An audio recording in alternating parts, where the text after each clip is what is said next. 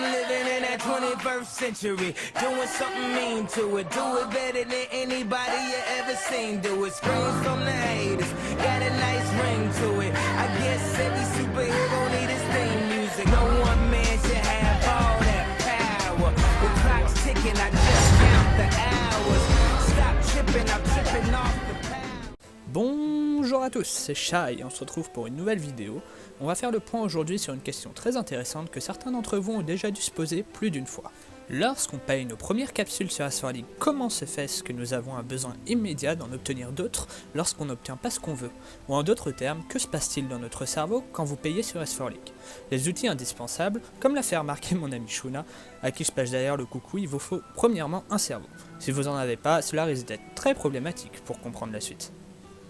Avant de vous parler de toute chose relative à S4 League, nous allons bavarder d'une théorie qui n'est pas reconnue dans les domaines de la science ou de l'industrie marketing de nos jours, ou du moins très peu, mais extrêmement exploitée dans le domaine du jeu vidéo. Il s'agit de la théorie du piège de glace. Ceci est un nom très froid, vous allez me dire, pour une théorie qui est censée être intéressante. Eh bien oui, effectivement, vous allez très vite comprendre le principe, puisque je vais vous exposer de multiples exemples avant de vous démontrer qu'elle s'applique à S4 League. Premièrement, il va falloir, pour mieux comprendre cette théorie, retenir deux gros points cruciaux.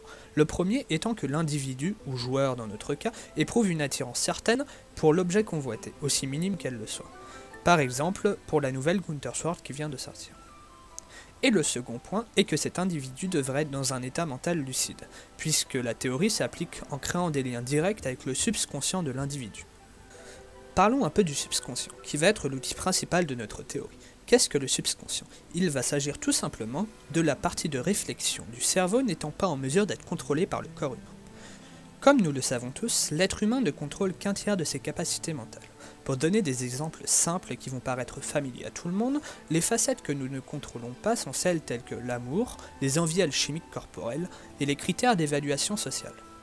Approfondissons par exemple l'aspect des critères d'évaluation sociale pour éviter de se lancer dans la polémique de l'amour.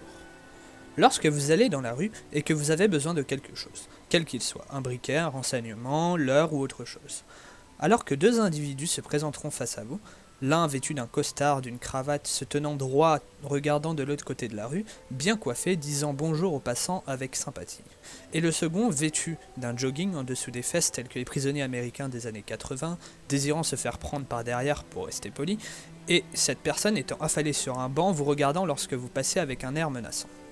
Eh bien, votre choix de demande d'aide penchera directement et immédiatement pour la personne paraissant la plus sympathique, la plus civilisée et ouverte d'esprit. Tout cela, bien évidemment, aux dépens du type de vie de l'individu. Voilà l'explication de ce qu'est le subconscient, mais celui-ci est directement suivi par les choix et pensées semi-explicites, ou semi-conscients, tels que l'égoïsme, la bonté, l'amabilité, etc., qui eux vont dépendre uniquement de liens culturels, de souvenirs et d'apprentissage cérébral assimilés avec le temps par l'individu. J'entends par apprentissage cérébral qu'une personne voulant être aimable pourra le devenir en faisant des efforts, et en ouvrant les yeux sur l'aspect de sympathie et de bon sens que sa propre personne renvoie. Contrairement à une personne amoureuse qui ne pourra pas par elle-même réussir à tourner le dos à son ou sa bien-aimée. Tout cela pour vous démontrer les différences cruciales qu'il y a entre un individu subissant des rapports cérébraux inconscients et ceux semi-inconscients. Maintenant que nous avons expliqué d'où provenaient et ce qu'étaient les pensées et agissements inconscients, revenons-en à notre théorie du piège de glace. Pourquoi ce nom? Cela est simple, le piège symbolise une chose dont on ne peut pas se défaire et la glace représente l'aspect froid, solide, indestructible de notre théorie. Il s'agira donc d'un rapport cérébral inconscient ou semi-inconscient qu'aura un individu lorsqu'il sera émotionnellement attiré par un objet d'une valeur certaine. Il y sera piégé émotionnellement. Venons-en à un exemple concret. Imaginons qu'un jour vous alliez au magasin pour acheter la toute dernière console qui vient de sortir, ou le tout dernier PC pour les PCistes. Elle coûte approximativement 450 €. Vous la prenez, et là le vendeur vous dit « si tu désires pour 50 € de plus, je peux te la garantir 3 ans. » Vous acceptez donc, parce que cela vaut le coup par rapport au prix de la console, de payer 50 € maintenant, plutôt que de revenir payer 450 € plus tard quand elle sera cassée. Puis là, le vendeur revient vers vous en vous montrant la pancarte dans votre dos et vous dit « regarde, si ça te dit, en ce moment, il y a une promotion de 50% sur les 3 jeux de ton choix pour l'achat d'une console avec son extension de garantie. » Vous, tout affolé, vous vous dites « Oh, mais 50% sur les derniers blockbusters, c'est énorme, je prends ». Disons qu'un jeu coûte de nos jours entre 50 et 70 euros, soit 60 euros en moyenne, ce qui nous fait 60 x 3, 180 euros, divisé par 2, puisqu'il y a 50%, 90 euros. En faisant le total, 450 euros, plus la garantie 500 euros, plus les 3 jeux en réduction, 590 euros. Voilà, le magasin a réussi à vous faire payer 140 euros de plus que ce que vous avez initialement prévu de payer. Explication rapide en une seule phrase. Il est pour le cerveau humain beaucoup plus facile de payer pour un bien lorsqu'il y a déjà investi une somme considérable que lorsqu'on lui vend à l'aveugle. Revenons-en à S4 League. Le principe va être le même approximativement, à l'exception seule que c'est en ayant un lien émotionnel fort envers le jeu lui-même que le système va vous inciter à acheter votre première capsule. Et le système étant basé sur un système de gains aléatoire, dès lors que vous aurez acheté une première capsule, vous n'aurez donc plus de mal à investir dans une seconde. Puis un stack de 5, puisqu'après tout, ce n'est pas si cher. Eh mais attends, 5 plus 2, ce qui nous fait 7, ah bah attends, je vais en reprendre 10, puisque peut-être que la chance me tournera cette fois-ci. Et voilà un cercle vicieux sans fin. Combien d'entre nous ont par malchance dépensé un maximum d'AP ou de GC avant d'obtenir l'arme voulue?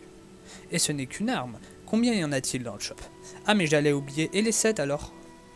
Trêve de plaisanterie. On pourrait même dire que S4 League a basé son système économique là-dessus.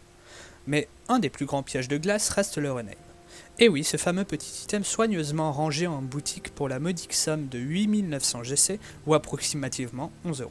L'attachement émotionnel au compte se forme avant tout autour de l'image qu'on se fait de soi en jeu, ou que les autres ont de nous. C'est pourquoi avoir un bon pseudo ou tout simplement effacer son passé est une bonne solution pour restaurer notre notoriété.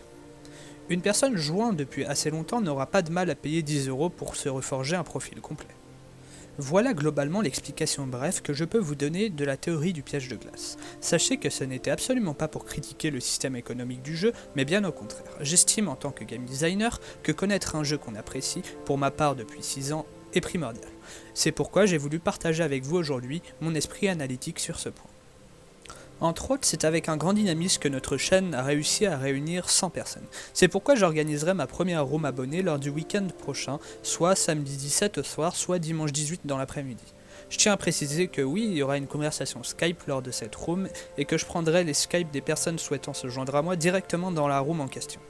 En ce qui concerne la date précise, je ferai sûrement une vidéo expressément dédiée à cet événement lors de cette prochaine semaine. N'hésitez donc pas à venir faire un tour sur la chaîne pour voir si la date est confirmée. Je vous souhaite à tous une bonne semaine, n'hésitez pas à partager la vidéo avec vos amis, c'est important. Merci à tous, c'était Shai. Tu peux continuer à glander ici en regardant un autre épisode.